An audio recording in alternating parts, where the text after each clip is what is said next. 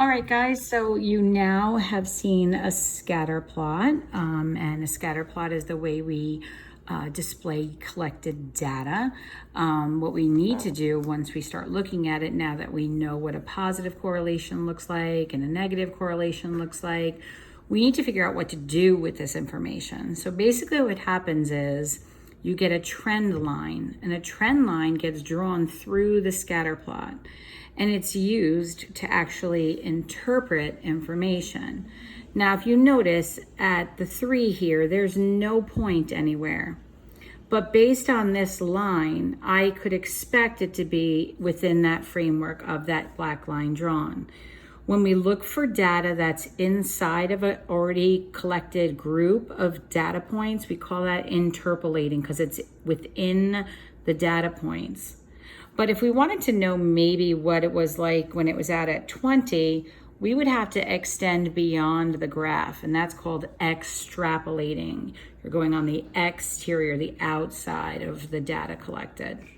So the focus really of today, before we can start to interpret graphs, scatter plots and trend lines, is to try to build the actual trend lines equation. So we're back to y equals mx plus b. All right, so when you think about y equals mx plus b, you need two things to write the equation of a line.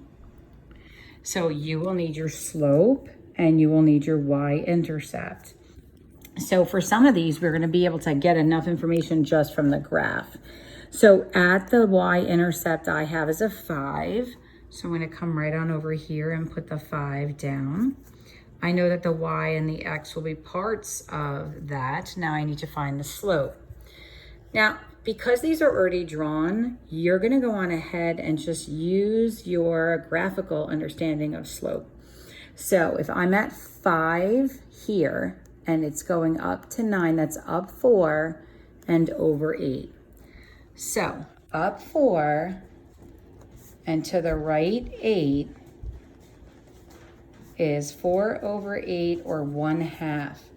Now in this IXL, they're going to expect you to stay within fractions because that's when they're more exact. We talked a lot about that over the last couple of years. So we're going to put this in, use my little fraction connector here. This will be a 1. We'll go down, that'll be a 2, go over, and then we have x plus 5, okay? And when we've got that, we've got the line that we need. Now, here's where it gets a little trickier for you, because you can get the slope from this diagram, but you don't see the y-intercept here. Just keep in mind the parts that you need to write the equation of a line and the ones that you actually have. All right, so I can't see the y-intercept on this. See how it goes below? It's going to cross somewhere down in the negatives. What I can gather, though, is the slope. So it's going up 6, and from this point, it's going over 1, 2, 3, 4, 5. So it looks like the slope is 6 over 5, okay? So I'm going to just double check that. 1, 2, 3, 4, 5, 6 over 1, 2, 3, 4, 5. That looks good. Now, out of these 2 yellow marked pieces of data, you're going to select the one with the easiest numbers, which in this case is 3, 0. Now try to remember it's 3, 0. So the x is first. So what I'm going to do now is I'm going to substitute in the value of x to go find y. And hopefully you remember this and you do have a calculator that you can use. So you have now 18 over 5 plus b, and this is 0. Okay, and we're going to subtract 18 over 5 from both sides. So we're going to have b is equal to negative 18 over 5. So in my equation, it looks like I have 6 over 5x, and now I have minus 18 over 5. Now, the one thing you're going to note when you do these linear regressions is that they are not always integers. They're sometimes a little odd. So we will just, you'll gain some comfort there. Hopefully I didn't make any mistakes, but I guess I'll find that out soon enough. Let me just see if I can put this fraction in without this fraction bar. Sometimes it bothers me. All right, so we'll do 6. Nope. Hold on. I'm gonna do 6 over 5. Don't forget your x. That's a common thing kids do. And then we have minus, and we need that fraction guy again. Hold on a second. Oh, that's no fun. Sorry about that. Let's get him in here. And then it's going to be 18. And that'll be over 5. So that should be it. And there we go. Now, this one, we can do the whole thing, and we don't have to go into the equation like we did here, right? We can get everything we need from this picture. So in y equals mx plus b, I can see that the y-intercept is at 9. And I can see we have a negative slope with a moderate, I guess they would think that maybe a little strong. We're gonna go down 1, 2, 3, 4. So down 4, which is a negative 4 over 9x, and that's a positive 9. So look, we have the slope and the y-intercept. There's the y-intercept. I can count the slope. Now I just have to go on in and put this in. And I'll do one more with you. And then what I'm going to do, we've done this sort of ad nauseum.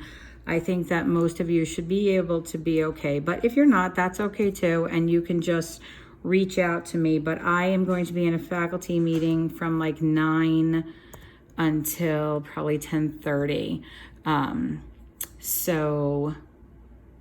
You'll have to go on ahead and email me after that.